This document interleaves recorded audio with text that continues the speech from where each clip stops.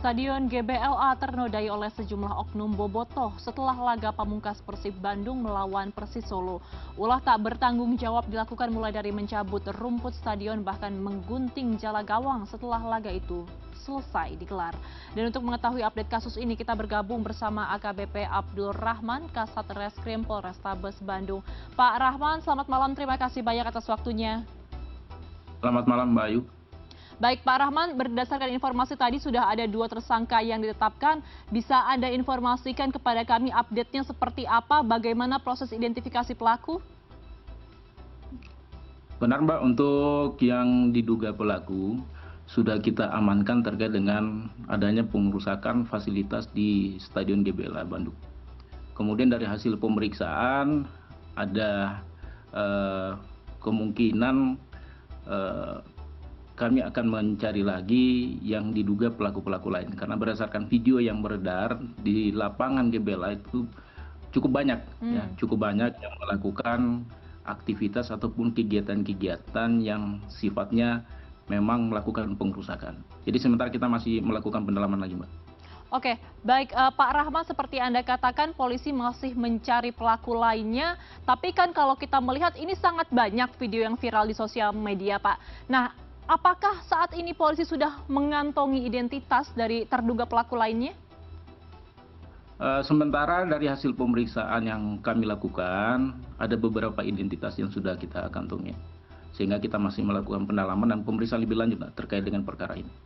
Oke, baik Pak Rahman, berdasarkan keterangan yang telah dihimpun oleh pihak kepolisian, apakah aksi ini merupakan aksi yang memang sudah terencana atau memang spontanitas karena euforia kemenangan?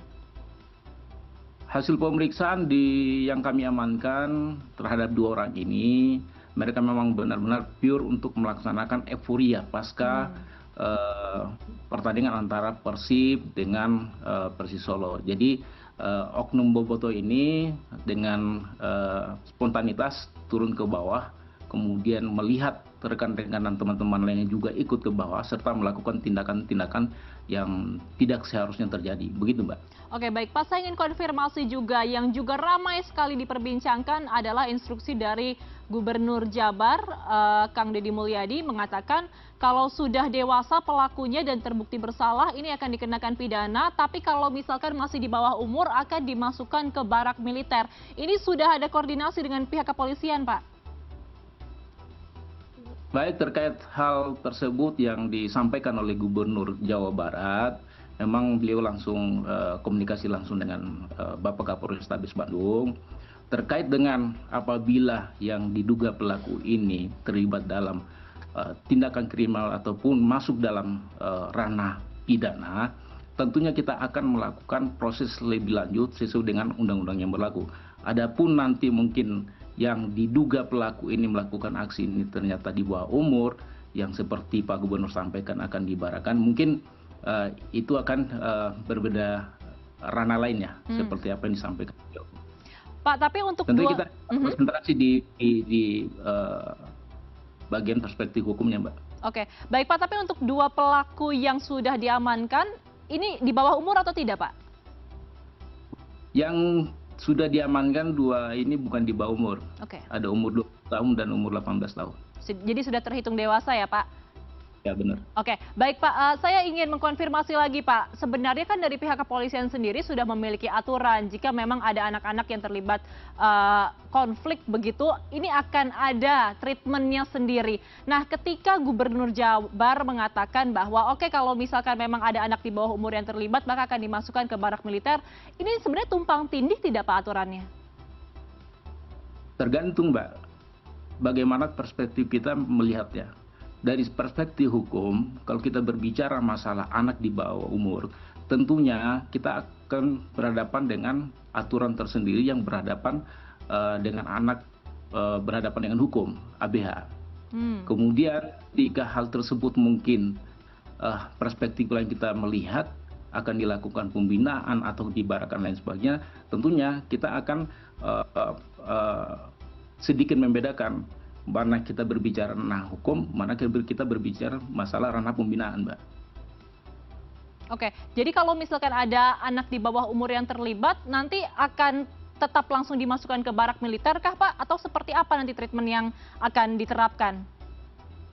Tentunya kalau kita dari segi hukumnya, ketika anak berhadapan dengan hukum, tentunya kita punya cara tersendiri treatmentnya untuk ketika anak berhadapan di hukum. Ada undang-undang tersendiri yang mengatur. Tentunya peradilannya pun tersendiri, Mbak.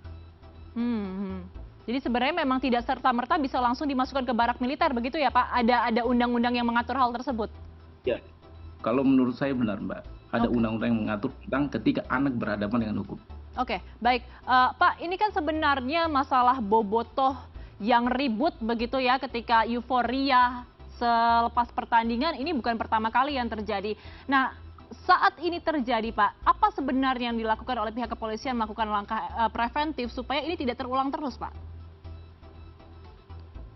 Seperti yang kita lihat bersama, memang ini sangat disayangkan sampai ada oknum bobotoh yang melakukan pengrusakan ya fasilitas pemerintah ataupun fasilitas bersama yang seperti yang sekarang terjadi. Kerusakan-kerusakan yang terjadi di GBLA ini cukup banyak seperti yang kita saksikan, seperti tanah, rumput maupun jalan gawang maupun tiang gawang sendiri kelihatan rusak. Tentunya mungkin ini tugas kita bersama untuk melakukan evaluasi seperti apa untuk kedepannya sehingga tidak timbul lagi kejadian-kejadian seperti ini. Oke, nanti ketika ada pertandingan selanjutnya di depan, apakah ada perubahan aturan, pengetatan keamanan, atau ada perubahan prosedur yang diterapkan, Pak? Baik, Mbak, untuk hal tersebut tentunya ada penyelenggara ataupun panitia dalam hal pengaturan untuk berikutnya, sehingga dengan harapan tidak terjadi lagi hal-hal seperti ini. Oke. Kita sama-sama berharap semoga olahraga di Indonesia tidak lagi tercoreng dengan peristiwa-peristiwa yang anarkis dan juga vandalisme. Kita berharap ini adalah peristiwa yang terakhir dan harus terus dilakukan evaluasi ke depannya agar dunia sepak bola Indonesia semakin maju lagi. Terima kasih telah bergabung bersama kami malam hari ini AKBP Abdul Rahman, Kasat Reskrim Polrestabes Bandung. Selamat malam Pak Rahman, sehat selalu. Assalamualaikum. Waalaikumsalam.